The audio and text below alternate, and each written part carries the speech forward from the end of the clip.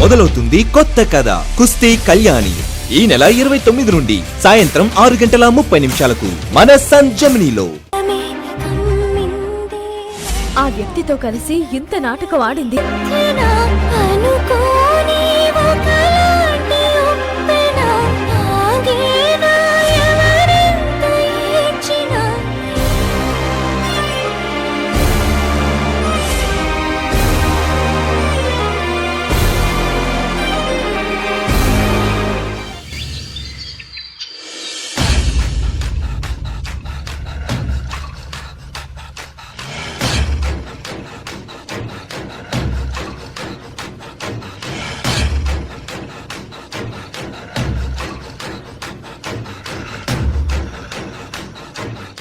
ఎందుకమ్మా అలా టెన్షన్ పడుతున్నావు?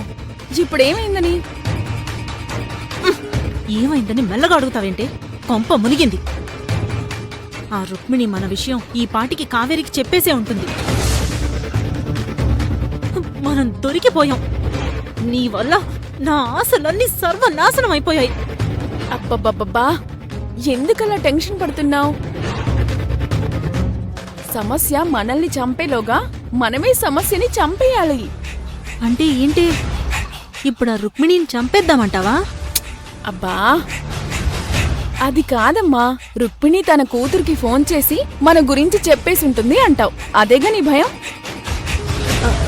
అవును. అప్పుడు నీకు ఒక పెంపుడు కూతురుంది కదా, నువ్వెలా చెప్తే అలా ఆడుతుంది కదా. ఇప్పుడు తనకి ఫోన్ చేసి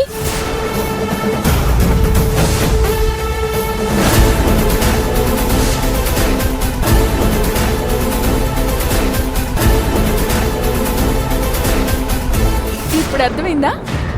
అయ్య బాబోయ్, నిన్నిలాగే వదిలేస్తే ఇంటర్నేషనల్ డాన్ అయిపోతావే. ఉండు, ఇప్పుడే ఆ అమాయకురాలకి ఫోన్ చేస్తాను. నా ఫోన్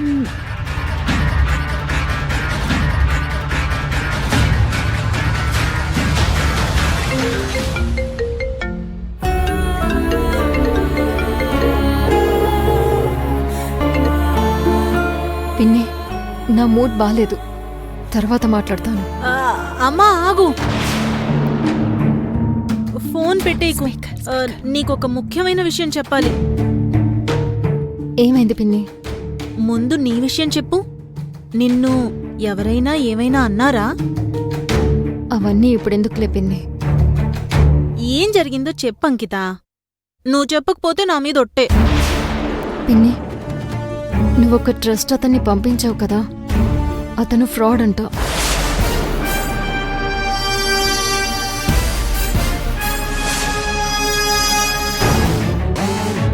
దీంట్లో మీ అక్కకి పిన్నికి కూడా భాగం ఉండుంటుంది.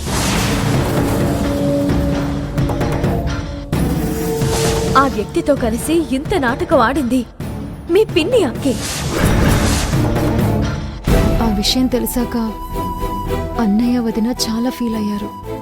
అయ్యో తల్లి, నిజంగా మాకు తెలీదమ్మా. వాడేదో మంచివాడు అనుకుని సాయం చేద్దాం అనుకున్నాను. అనవసరంగా నా వల్ల నువ్వు మాటలు పడ్డావు. పర్వాలేదు పిన్ని. ఇప్పుడు నాకంతా అర్థమైందిలే అంకిత. ఏంటి పిన్ని? నీకు తెలుసు కదా అంకిత, మీ నాన్న సంపాదించిన డబ్బుల్లో నేను తిని తినక దాచి చీటీలు కడుతూ ఉంటానని. ఈరోజు ఆ డబ్బంతా తీసుకుంటూ ఉంటే ఆ రుక్మిణి అక్కడికొచ్చింది. మేమేదో మోసం చేశామని గోలగోల చేసింది. బహుశా తనే కావేరికి ఫోన్ చేసి చెప్పుంటుంది. ఇప్పుడు నాకు అర్థమైంది పిన్ని. ఆ డబ్బు విషయం తెలిసి కావేరి వదిన అంత గొడవ చేసుంటుంది. ఒట్టేసి చెప్తున్నానంకిత, అది నా చీటీల డబ్బేనమ్మా.